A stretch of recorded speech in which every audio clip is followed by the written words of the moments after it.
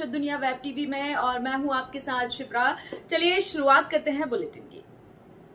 एक देश एक जनता एक कानून भी नहीं बना सके, हम अलग लॉ बना दिया।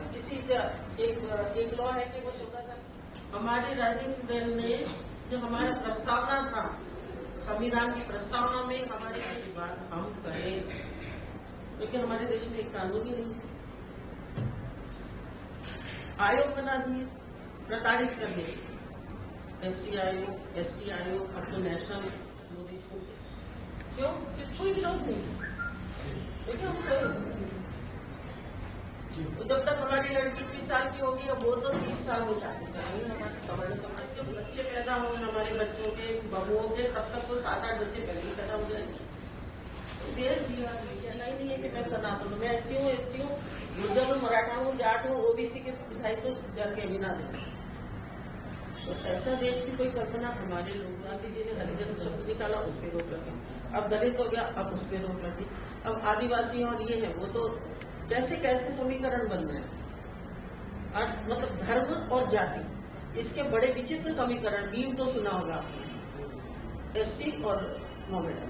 अब मोमेडन और आदिवासी की जो आवाजें उठाएगा कि नहीं, this is the height of nonsense कि हमारे समाज के ताने बाने को तोड़ा जा रहा है। आदिवासी कहते हैं वो है दलित, अब तो दलित। आप बताइए। मैं किरण सिंह राठौड़, करनी सैनिक के तौर पर आप सब सर्व समाज का आह्वान मीडिया के तौर से करना चाहती हूँ।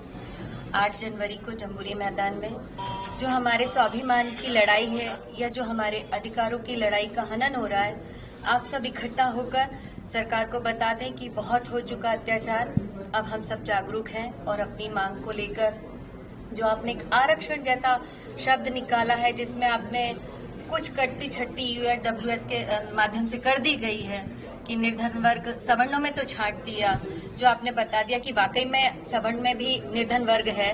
तो इस तरह के जो आपने काटा छाटी कर हमको आप तक पहुंचने के लिए मजबूर किया है, ये हम आपको बताना चाहते हैं कि इसी तरह संशोधन आप दूसरी जो वर्ग है उसमें आप कर रहे हैं, उसमें भी करें। दूसरा, एट्रोसिटी एक्ट जो आपने थोप दिया है कि हम ही हैं, सिर्फ और सिर्फ करता धरता एक सवर्ण वर्ग जो आता है उसी के ही द्वारा अत्याचार किया जाता है। तो ये जो आपने इस तरह से एक गाइडलाइन जारी कर दी है दूसरों के लिए, वैसे हमारे ऊपर भी दया करें कि हम भी अत्याचारित होते हैं और हमको भी अत्याचार सहना पड़ता है, एक तो करने वाले के थ्रू, एक करवाने वाले के थ्रू और एक आपके द्वारा। तो जो इस तरह के हमारे विचार हैं आप तक पहुंचे, और इनमें जो हमारी मांग है कि ना तो हमें आरक्षण खत्म करवाना है और ना ही आरक्षण के हम लायक हैं, वो आपने जता दिया कि हमें भी कुछ ऐसी चीजें हैं जो हमें भी चाहिए। तो वही उन्हीं आरक्षण में संशोधन के तौर पर आर्थिक में भी, शायद मैं आर्थिक शब्द भी गलत बोल रही हूँ, आर्थिक भी नहीं, सिर्फ और सिर्फ बराबर और समानता से आरक्षण दिया जाए, जो कि काफी लंबे समय से हम लोग भोग रहे हैं। अब उस कुरीति को दूर किया जाए। आज मेरा नाम सुनील पांडे, परशुराम सेवा संगठन का अध्यक्ष हूँ। आज श्रीमती किरण सिंह करनी सैनिक जी के द्वारा ये सर्व समाज की बैठक आयोजित की गई है, जिसमें हमें भी बुलाया गया।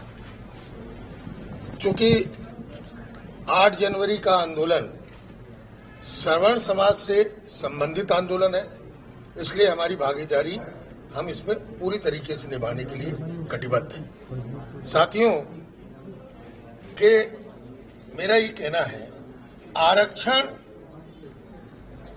कोई भी राजनीतिक दल, जो आज 2 प्रमुख राजनीतिक दल देश में कार्य कर रहे हैं, ये दोनों समाप्त करने की इच्छा शक्ति नहीं रखती।